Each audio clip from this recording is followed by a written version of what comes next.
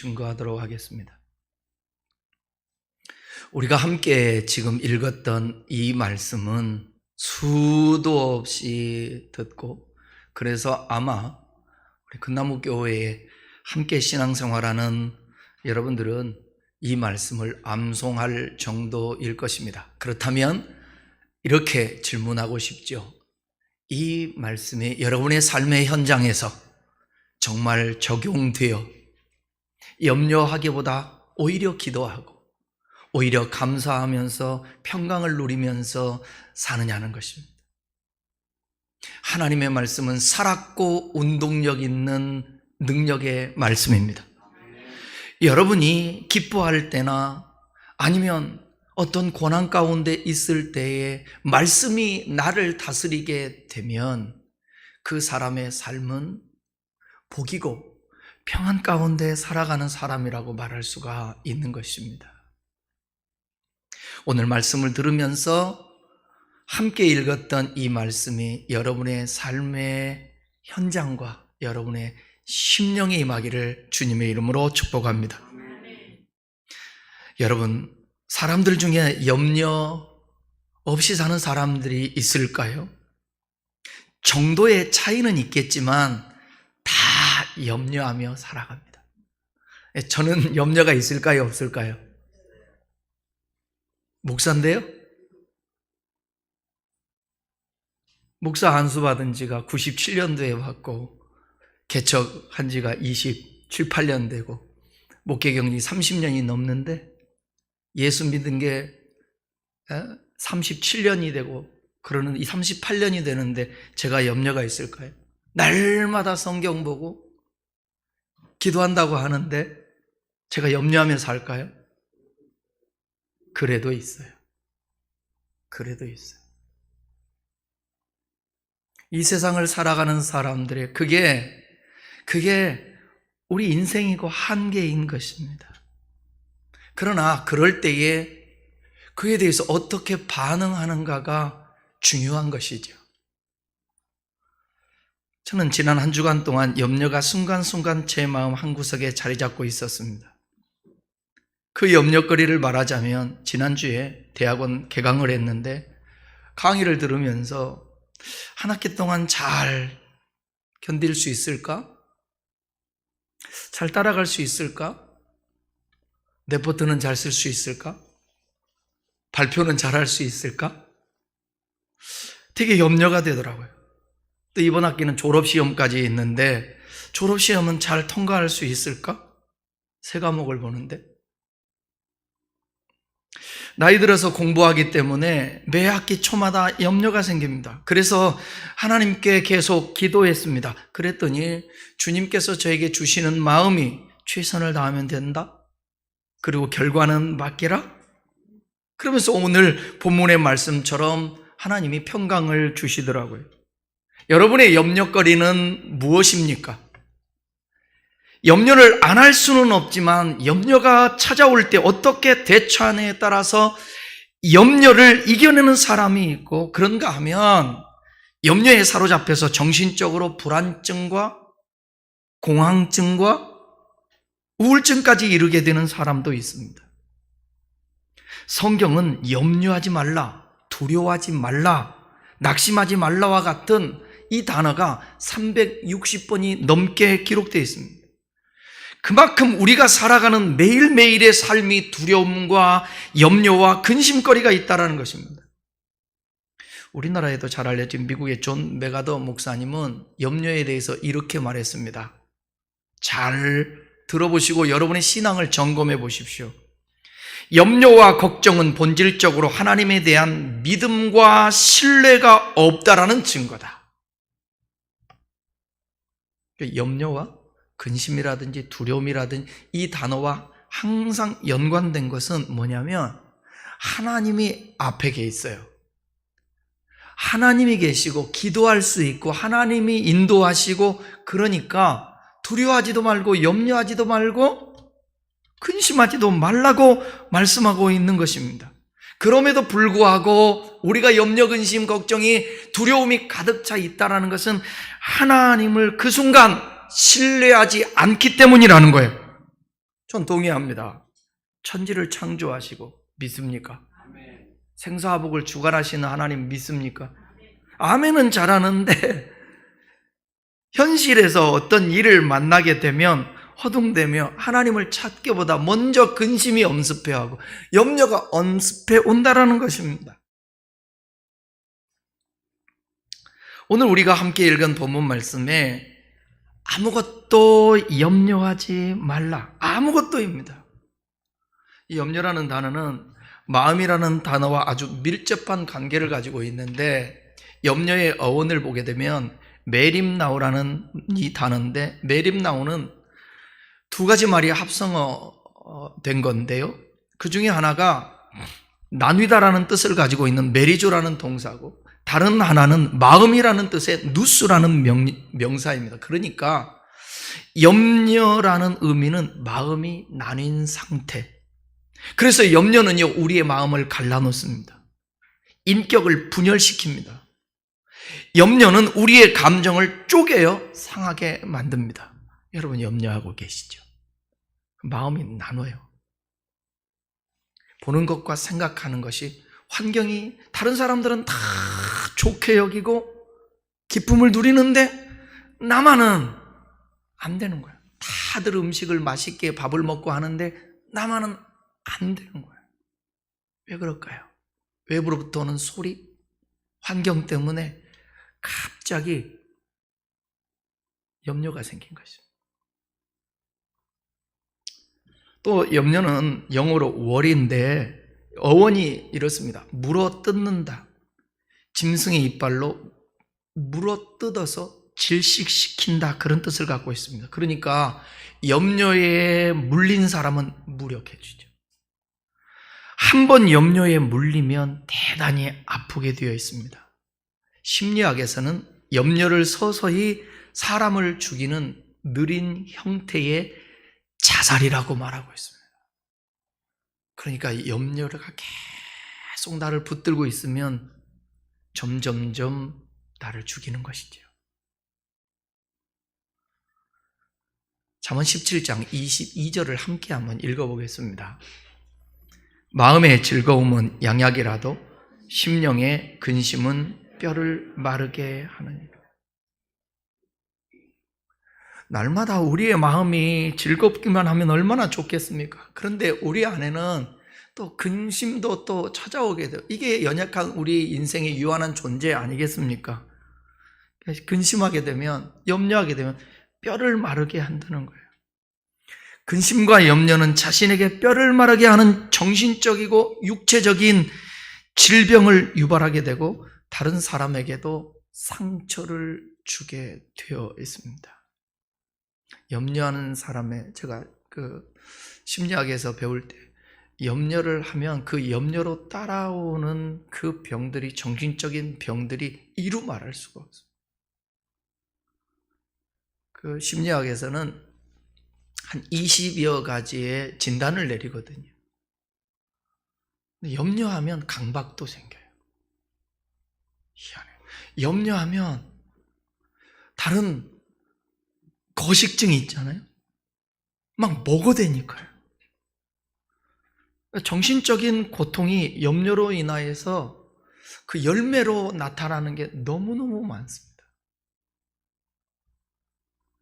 염려는 자신이 통제할 수 없는 것들에 대해서 쓸데없는 근심에 빠지는 것이고 미래에 짐을 지고 스스로의 마음을 공연히 괴롭히는 것입니다. 내가 할 수 없어요. 해결할 수도 없어요. 그런데 그거 끌어안고 그 근심하고 있는 것입니다. 그래서 우리 주님은 아무것도 염려하지 말라. 그럼 여러분 그러겠죠. 염려 안 하고 싶은데 염려되는데 어떡하냐고. 그래서 이렇게 말씀을 들어야 되는 거예요. 성경은 말합니다. 염려도 있는데 근심이 하나님의 뜻대로 하는 근심이 있고 세상 근심이 있습니다. 뜻대로 하는 근심은 유익이 될 수 있지만 세상 근심은 우리를 죽여요. 사망에 이르게 해요. 성경 고린도 후서 7장 9절 10절 같이 한번 읽어보겠습니다. 내가 지금 기뻐함 너희로 근심하게 한 까닭이 아니요 도리어 너희가 근심함으로 회개함에 이르는 까닭이 너희가 하나님의 뜻대로 근심하게 된 것은 우리에게서 아무 해도 받지 않게 하려 함이라.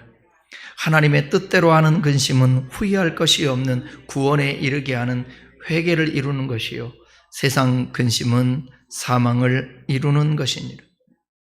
바울은 고린도 교회 성도들을 향해서 이렇게 말하고 있는 거예요. 세상 근심은 사망을 이루지만 하나님의 뜻대로 하는 근심은 복이 된다는 거예요. 여러분, 어떻게 하면 신앙생활을 잘할까? 이렇게 살면 안 되는데, 한번 죽는 것은 정한 것이고 죽은 데는 심판이 있는데 어떻게 살아야지? 가족들은 구원해야 되는데, 또 교회를 위해서 하는 근심, 이런 것들은 필요한 것입니다. 그러나 세상 것들 때문에 염려하며 근심하는 것은 아무런 유익이 없고 여러분의 영혼을 사망에 이르게 한다는 것입니다. 바울은 또 이렇게 고백합니다. 고린도후서 11장 28절에서 함께 읽어보겠습니다. 이 외에 일은 고사하고 오히려 날마다 내 속에 눌리는 일이 있으니 곧 모든 교회를 위하여 염려하는 것이라. 저 주의 종이니까 바울의 마음을 조금이라도 이해할 수 있을 것 같아요. 가지 많은 나무 바람 잘 일 없다고. 오히려 여러분, 큰 교회를 목회해야 하면 한 영혼 들고 고민하고 걱정, 어떻게 그걸 다 합니까? 그런데 그분들은 뭐 경영하는 거에 있어서 많은 염려도 하겠지만, 교회를 목회하다 보게 되면 성도 한 사람 한 사람의 삶들, 가족들, 또 우리 다음 세대들, 여러 가지로 또 고민하게 되죠. 근심하게 되죠. 잘 돼야 될 텐데, 저 사람 믿음이 저렇게 나락으로 떨어지면 안 될 텐데, 회복해야 될 텐데, 저 사람은 왜? 물을 수도 없고 따질 수도 없고 하지만 저 사람은 왜 요즘 교회를 안 나오지? 그런 어떤 거룩한 근심, 그 바울을 이해할 수 있을 것 같아요. 우리는 염려를 만날 때 이런 생각을 합니다. 다른 사람들은 염려도 없이 살던데 나는 왜 이리 염려가 많은가 탄식해요. 절대로 그런 생각하지 마십시오. 다 염려가 있습니다. 염려 없이 만사 태평스럽게 사는 사람도 있긴 있어요. 이런 사람은 성경에서 오히려 책망을 해요. 에레미야 49장 31절을 같이 한번 읽어보겠습니다. 나 여호와가 말하노라. 너는 일어나 저 평안하고 염려 없이 거하는 백성, 곧 성문이나 문빗장이 없이 홀로 거하는 국민을 치라. 여러분, 나라가 위기에 있어요. 언제 유대로부터 바벨론으로부터 쳐들어올지 알 수 없는 상황이에요. 그런데 아무런 염려 없이 평안하다 지내요. 스바냐 2장 15절 말씀도 같이 함께 읽어보겠습니다. 이는 기쁜 성이라 염려 없이 거하며 심중에 이르기를 오직 나만 있고 나 외에는 다른 이가 없다 하더니 어찌 이같이 항모하여 들짐승에 엎드릴 곳이 되었는고 지나가는 자마다 취소하여 손을 흔들리는. 나는 아무런 염려 없고 괜찮아. 이 성에 무슨 문제가 있으며 기쁨의 소리들만 들리는데, 그런데 그런 자마다 황무한 땅이 된 것을 볼 거라는 거예요. 그리고 사람들이 취소하면서 손을 흔들 것을 볼 거라는 거예요. 쉽게 얘기하면 생각 없이 사는 사람들, 전혀 미래를 준비하지도 않고, 오늘의 삶이 충실한 사람은 미래가 준비되어지는 사람들이거든요. 그런데 생각 없이 오늘 집중해서 오늘에 먹고 마시고 쾌락, 즐거움에 취해서 살아가는, 염려 없이 살아가는 사람들, 오히려 주님이 책망한다라는 거예요. 염려거리 없이 잘 사는 것 같지만 악을 행하며 세속적으로 살아가는 거룩하지 못한 사람들은 바람에 나는 겨와 같이 심판을 견딜 수 없다라는 것입니다. 어느 정도의 염려거리는 사람을 조심하게 하고 집중하게 하고 또 열심을 내게 하고 또 겸손하게 하는 유익도 있습니다. 오늘 성경은 말합니다. 빌립보서 4장 6절 함께 읽겠습니다. 아무것도 염려하지 말고 다만 모든 일에 기도와 간구로 너희 구할 것을 감사함으로 하나님께 아뢰라. 여기 기도, 간구, 구할 것. 염려할 시간에 오히려 하나님 앞에 기도하며 아뢰라는 것입니다. 아멘입니까?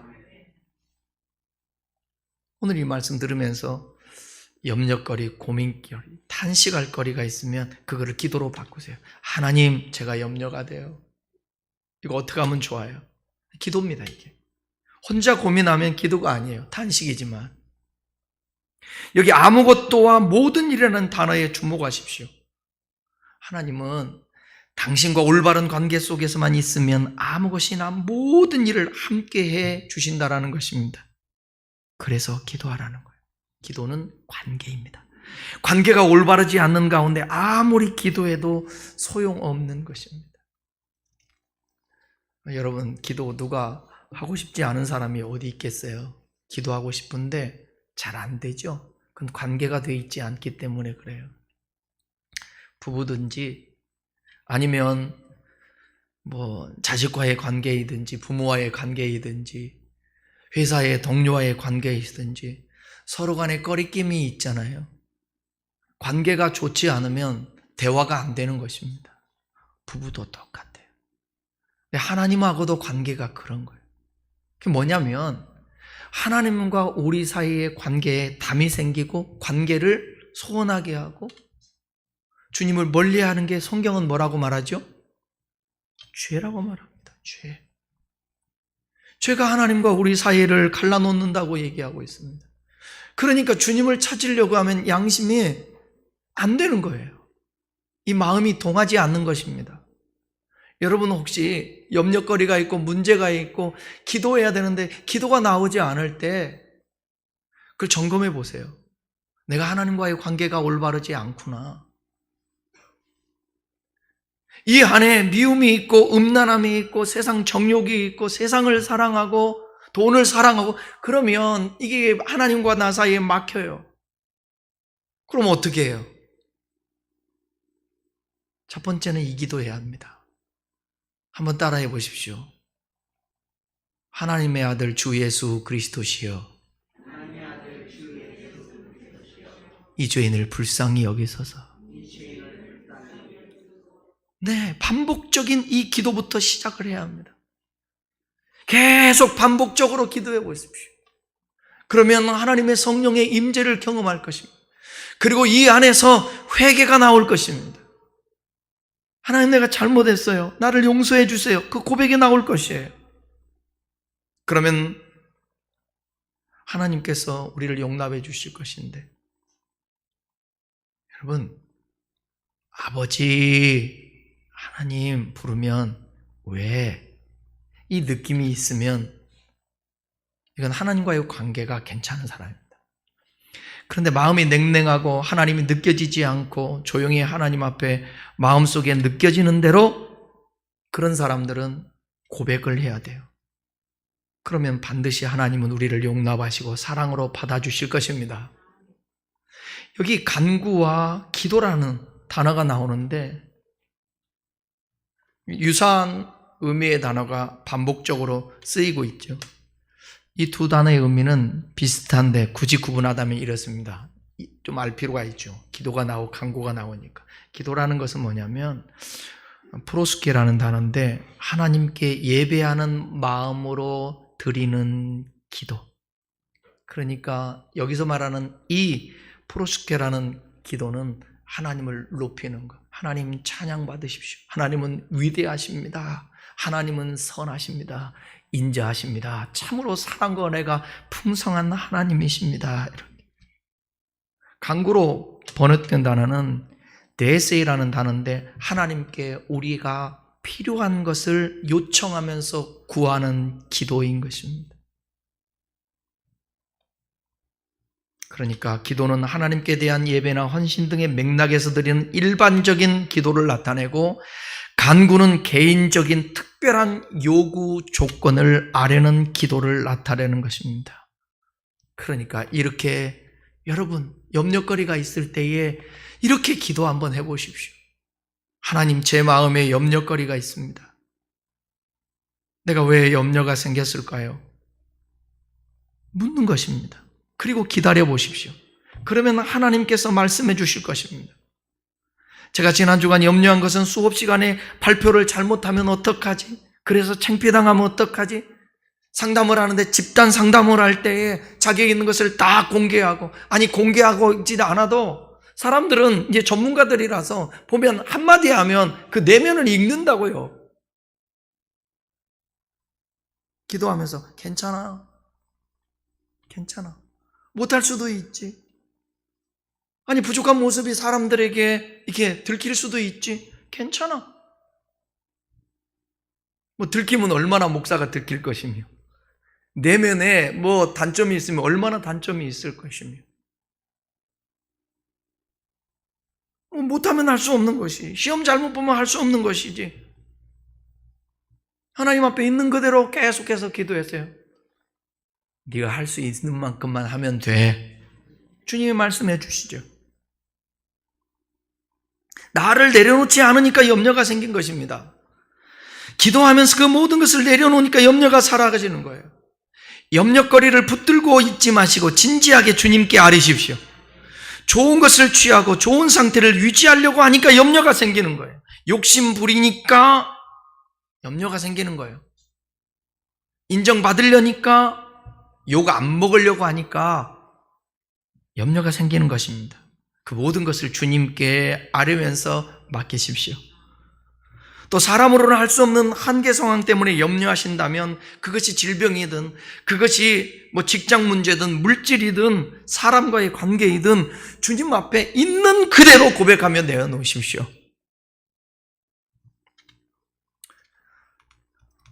여러분들은 염려가 하나도 없는 것 같아요, 보니까.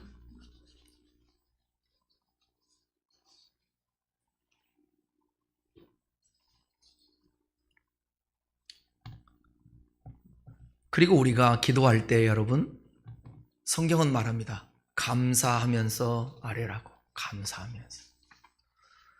감사로 하나님께 아뢰는다라는 바울의 권고는 하나님께서 이 모든 환난의 상황을 알고 계실 뿐만 아니라 주님이 여러분의 마음 상태를 알까요, 모를까요? 삶의 현장을 다 아십니다. 그래서 시편 139편은 이렇게 말씀해요. 하나님이 우리의 마음을 감찰하시고 우리 안고 일었음을 다 아신다. 그 아시는 하나님이 우리를 정죄하지 아니하시고 우리 있는 그대로 우리를 받아주겠다라는 거예요. 그 자체만도 얼마나 감사합니까? 저는 하나님 앞에 참 감사해요. 뭐가 감사하느냐? 내가 가지고 있는 것을 누구에게 가지고 나아가서 내가 이 문제를 고백하고 이 문제를 해결할 수 있을까? 주님 앞에 아뢰일 수 있고 모든 문제를 해결할 수 있으신 그 주님 앞에 고백할 수 있으니, 그래서 감사의 조건이 될 수 있게 되는 것입니다. 잘 모를 때는 하나님이 야속한 것 같기도 하고, 왜 침묵하시는지 답답하기도 하지만 이제 와서 돌아보면 그분의 능력으로, 그분의 사랑으로 함께 주셨다는 것을 부인할 수가 없는 것입니다. 아니, 앞으로도 마찬가지예요. 저는 죄를 지으면 안 돼요. 왜 안 되느냐? 저는 의지할 게 하나님밖에 없거든요. 저는 천수답이거든요. 하나님하고 관계가 멀어지면 나는 끝장이거든요. 매일의 삶 속에 뭐냐? 내가 가는 길이 외주를 타고 가는 것 같아요. 여러분은요? 어제 제가 심리검사를 제 스스로 해봤거든요. 심리검사를 해봤더니 그 심리검사에 나오더라고요. 내가 누구도 의지하지 않고 오직 혼자 가고 있더라고요. 여러분은 어떠나요? 누구를 의지할 수 있습니까?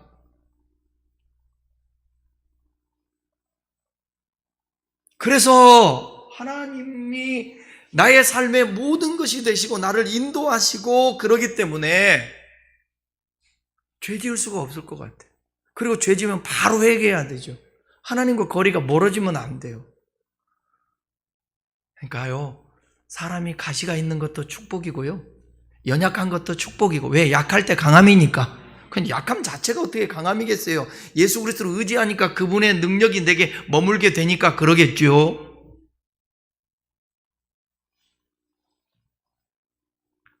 나는 진짜 축복받으면서 세상 말로 많은 명예와 지위와 물질을 갖고 많은 것을 누리면서 사는 사람이 진지하게 하나님과의 교통하는 사람 많이 못 봤어요. 근데 입술로 감사는 많이 합니다. 왜? 지금 내가 소유하고 있는 것 때문에. 해야죠. 그럼 우리 인생이 다 그렇지만 않잖아요. 있어도 이 마음에 염려거리가 많고 근심거리가 많잖아요. 그럴 때 하나님이 내가 기도할 수 있고 의지할 수 있는 하나님이 계시니까 감사한 거죠. 감사함으로 아뢰는 것입니다. 저는 성경을 믿습니다. 하나님을 믿습니다. 안 믿으면 어떻게 할 건데 늘.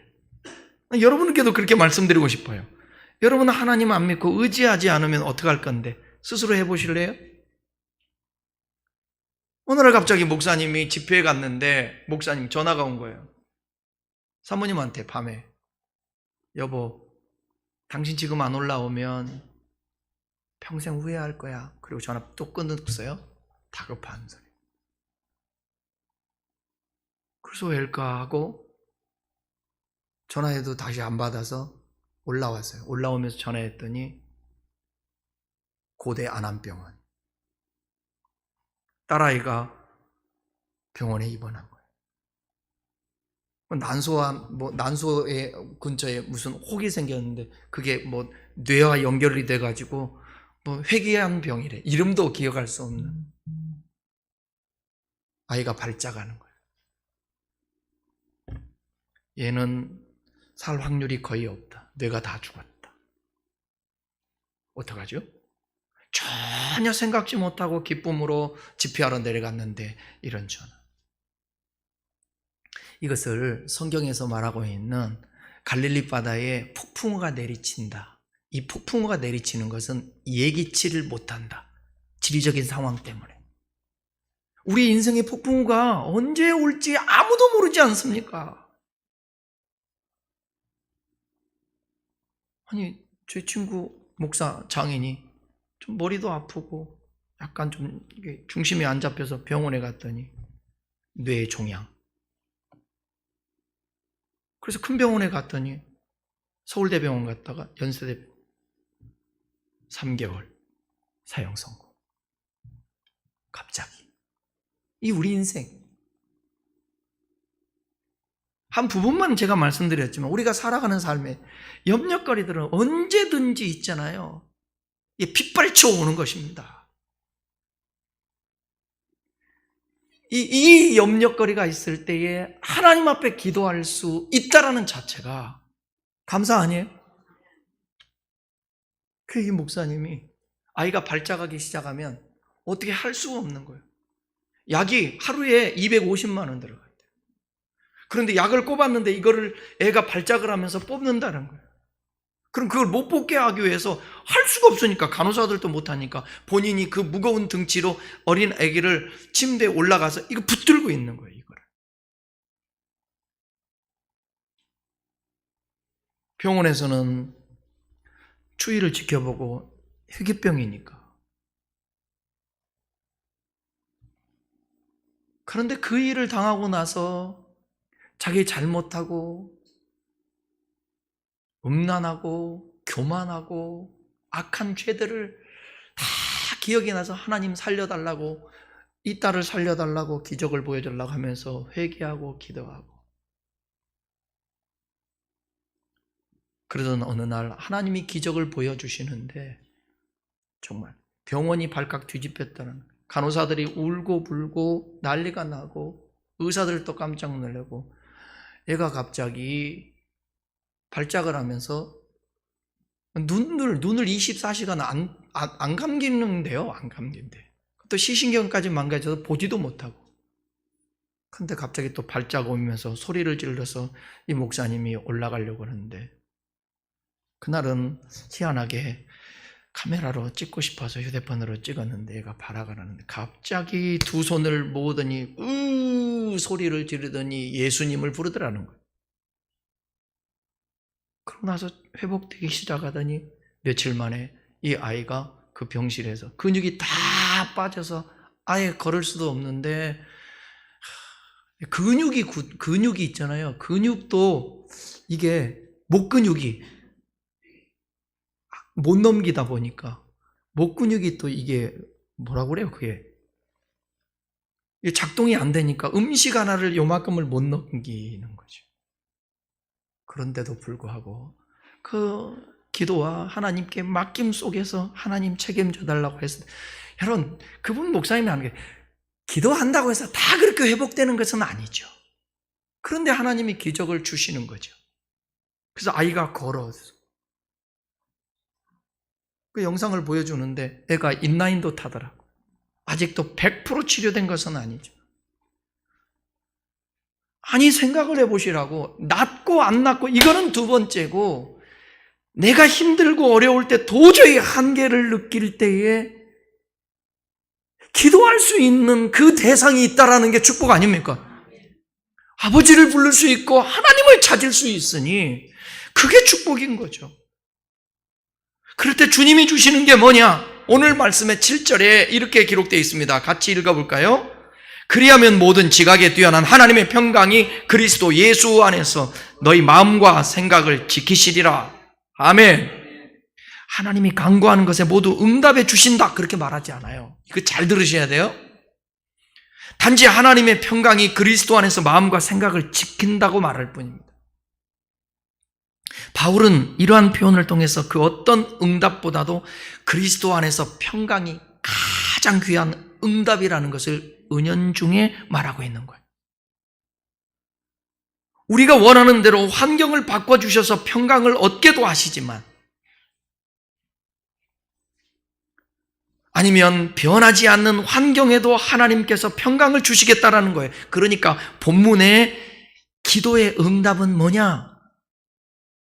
문제 자체를 해결해 주는 게 아니라 마음의 평강이에요. 그 평강은 모든 지각에 뛰어난 평강입니다. 인간의 이성을 초월한 평강, 이성적으로는 도저히 평안할 수 없는 상황 속에서도 우리의 마음에 임하는 초자연적인 평안. 하나님은 우리에게 외적으로 응답하시기 전에 먼저 내적인 평강으로 응답하십니다. 그러니까 여러분들이 계속 기도해도 불안하면 이거는 응답이 안 오는 거예요. 하나님이 주시는 환경적인 해결의 문제의 응답도 먼저 주시는 건 뭐냐면 여러분 안에 평강이에요. 그래서 평강이 올 때까지 기도해야 돼요. 그러면 내 기도가 바뀌어서 평강이 올 수가 있습니다. 하나님, 그 문제 해결 안 해도 돼요. 나 죽어도 돼요. 그 문제 해결 안 해도 되니까 주님 뜻대로 하십시오. 그럼 평강이 오는 거예요. 하나님, 어쩔 때는 서원할 때 나는 이렇게 할게요. 하나님 도와주세요. 오케이, 평강이 와요. 어쩔 때는 하나님 앞에 부르짖는데 단번에 하나님의 말씀을 들으면서 평강이 와요. 평강이 기도 응답의 우선이라는 것을 여러분 기억하십시오. 우리가 원하는 대로 환경을 바뀌어주셔서 평강을 얻게도 하시지만 그렇지 않을 때도 있다라는 거예요. 평강은 모든 지각에 뛰어난 평강이라는 거예요. 꼭 이거 기억하십시오. 하나님은 우리에게 외적으로 응답하시기 전에 여러분 안에 평강부터 주시기를 원합니다. 그러니까 외적인 응답은 때가 차야 오기 때문에 기도와 응답 사이에서는 시간적인 간격이 있습니다. 그러나 내적인 평강은 믿음으로 기도할 때 즉시 오는 거예요. 즉시.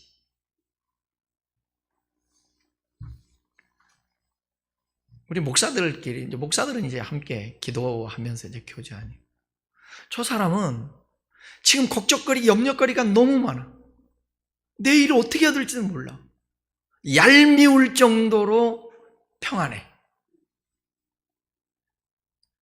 이것은 자기 신념도 아니고 자기 최면을 걸어서도 아니고 긍정적인 생각을 가졌어도 아니라 하나님이 주시는 평강.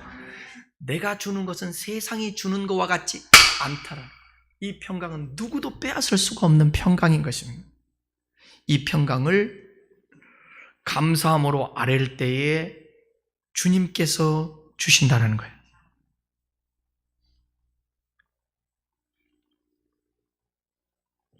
결론입니다.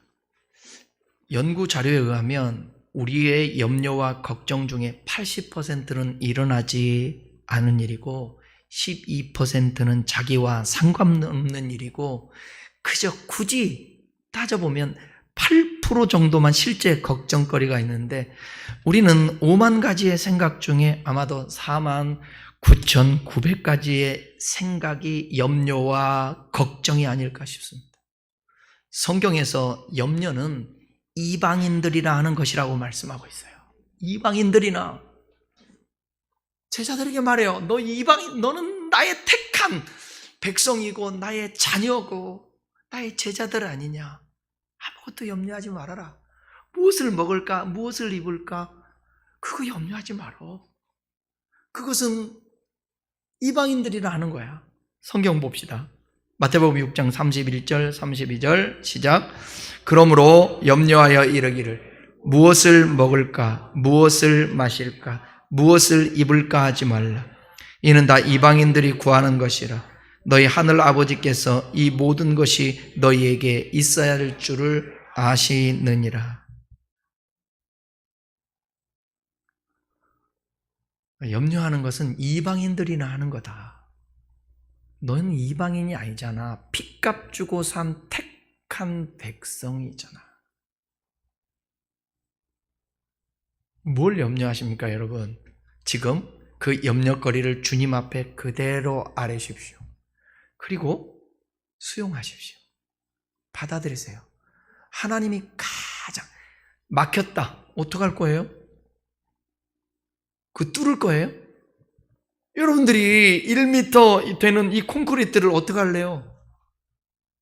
못 뚫어요. 하나님이 넘어갈 힘을 주셔야죠. 아니면 그냥 막힌 대로 기다리는 것입니다. 그리고 받아들이는 것입니다. 그렇다고 해서 죽지 않습니다. 그렇다고 해서 망하지 않습니다. 그렇다고 해서 우리가 손해가 되는 것이 아닙니다. 하나님의 주권아래만 있으면. 주님은 이렇게 말합니다. 염려를 맡겨버리라고. 베드로전서 5장 7절입니다.